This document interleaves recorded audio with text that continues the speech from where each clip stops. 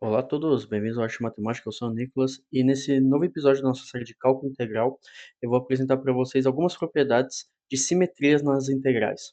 Então, alguns vídeos atrás, então quando eu falava de funções, estudo de funções, eu comentei para vocês que existem alguns tipos de funções que graficamente a gente consegue observar algumas simetrias. Então, uma simetria de acordo com o eixo das ordenadas, ou uma simetria de acordo com o centro do plano cartesiano, etc, etc, etc. E a gente pode se perguntar, né, sabendo que as integrais são basicamente cálculos de áreas embaixo de uma curva, se temos essas propriedades também para as integrais. E a resposta é sim, né? Então, eu apresentei para vocês três tipos de propriedades de funções, né? Duas sendo de simetrias e outra sendo de periodicidade, que seria, então, uma função par. Então, lembre-se, uma função par diz que f de menos x igual a f de x. Ok? Então, isso daqui seria uma simetria de acordo com o eixo das ordenadas. Uma função ímpar, então, que diz que f de menos x igual a menos f de x. Então, isso daqui seria uma simetria de acordo com o centro do plano cartesiano. E a periodicidade, então, por exemplo, se a gente pensa em funções trigonométricas, então cosseno, seno, etc., a gente sabe que f de x mais t igual a f de x, isso indica que a função ela é t periódica, né? Então, lembre-se que cosseno de x mais 2π igual a cosseno de x, porque cosseno é 2π periódico, né? Você pensa no círculo trigonométrico, etc, etc. E essas propriedades elas vão se manter para as integrais. Obviamente, não escrito assim, né? A gente vai ver outras propriedades que vão ajudar a gente no cálculo, principalmente para as funções ímpares, ok? Então vamos para a primeira propriedade, né? Então a gente vai fazer o estudo de uma integral de uma função ímpar. Então diz que se temos uma integral que está centrada em zero, né? Então uma integral que vai de menos a de fx dx e f for uma função ímpar, a gente pode diretamente dizer que essa integral vai ser nula. A gente entende isso graficamente muito bem, né? Então, se, por exemplo, a gente faz um desenho até aqui bem esboço mesmo da função x ao cubo, você sabe que x ao cubo, né, o desenho dela é mais ou menos assim, ok? Mais ou menos. Né? E vocês sabem que é uma função ímpar. Bom, vocês veem graficamente que ela tem uma simetria de acordo com zero, aqui, né, de acordo com o centro do plano cartesiano. E também, se vocês fizerem f de menos x, que vai ser igual a menos f de x. Então, x ao cubo é uma função ímpar. E se vocês pegarem a integral centrada em zero, então, por exemplo, de menos a, então vocês vão calcular a integral dessa área aqui, mais essa área aqui. Ora, vocês sabem que a integral ela tem um símbolo, né? Ela tem um sinal. Então aqui a gente vai ter o mesmo valor negativo, o mesmo valor positivo. Então quando a gente soma, vai ser igual a zero. Beleza? Vamos demonstrar isso rigorosamente, claro. Né? Então a ideia aqui é fazer uma mudança de variável. Então ver o último vídeo sobre mudança de variável, a gente vai fazer uma mudança de variável bem simples, ok? Então a gente sabe então que uma função ímpar é f de menos x igual a menos f de x. Então isso daqui implica que temos a integral de menos a de f de menos x dx, que vai ser igual a menos a de f de x dx. Ok? Por enquanto eu só compus pela integral aqui dos dois lados, não tem problema. E agora eu vou fazer uma mudança de variável nessa integral aqui.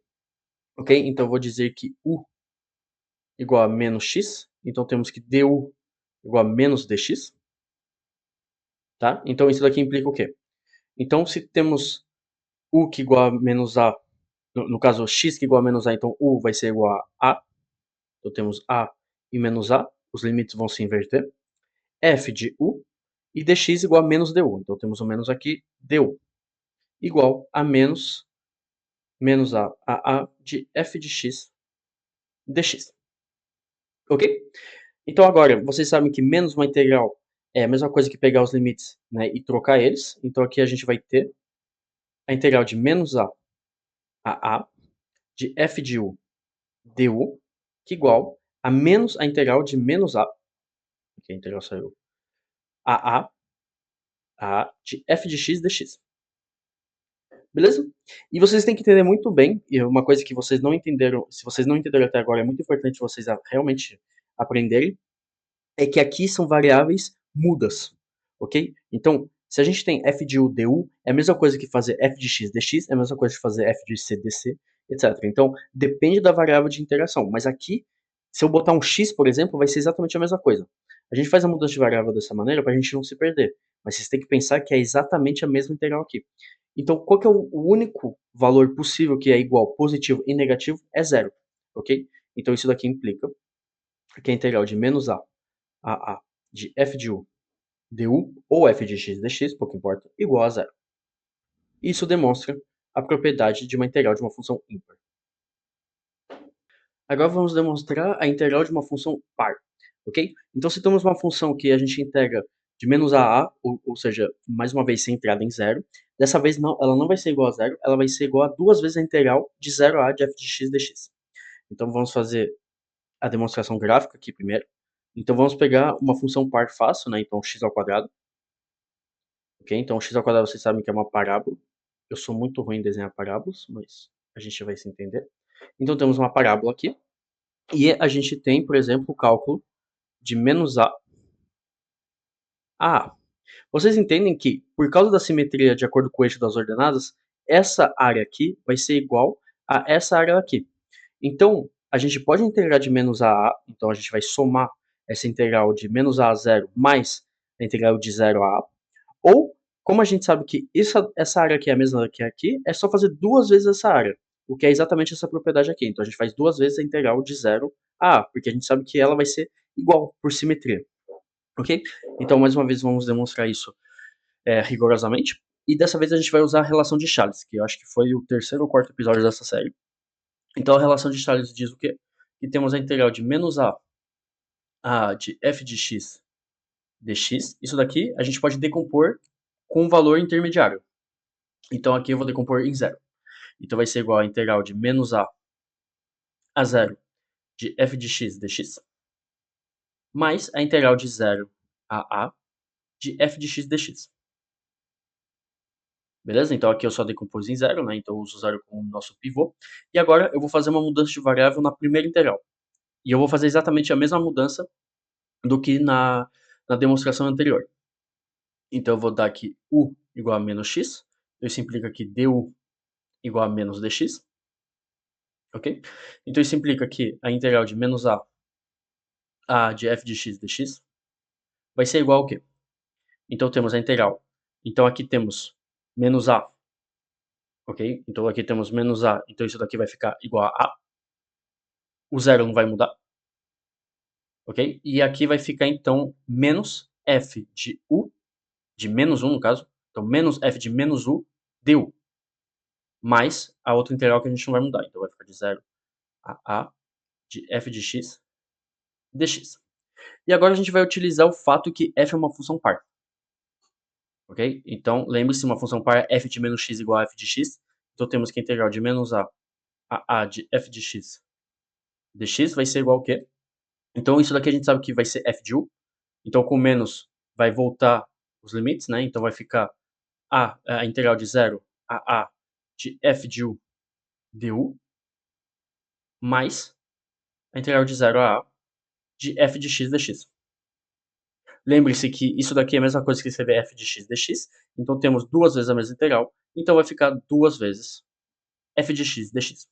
Então aqui a gente demonstrou simplesmente um pouquinho mais complicado, porque a gente tem que pensar na relação de Charles, então é por isso que um desenho é muito bem-vindo, né? A gente vê que a ideia é decompor realmente em zero, porque a gente sabe que é centrado no eixo das ordenadas, e assim a gente consegue demonstrar facilmente a propriedade de uma função par. Agora, para a última demonstração, a gente vai ver por uma função periódica, ok? Então, a ideia dessa fórmula é dizer que não importa em que período da função periódica a gente integra, vai ser realmente o mesmo resultado. Então, se temos uma função t periódica, se a gente integrar de a mais t, sendo t seu período, né, vamos ter que a integral vai ser a mesma coisa que integrar de zero até seu período. Ok? Então, vocês veem que, na verdade, a gente descentraliza a nossa integral. Então, integrar de zero ao período, então daqui de 0 a 2π, é a mesma coisa de integrar de, por exemplo, π sobre 2 a π sobre 2 mais 2π, por exemplo. Ok? Então, aqui eu desenho a função cosseno, a mesma coisa que a função seno, e outras funções que têm outras periodicidades.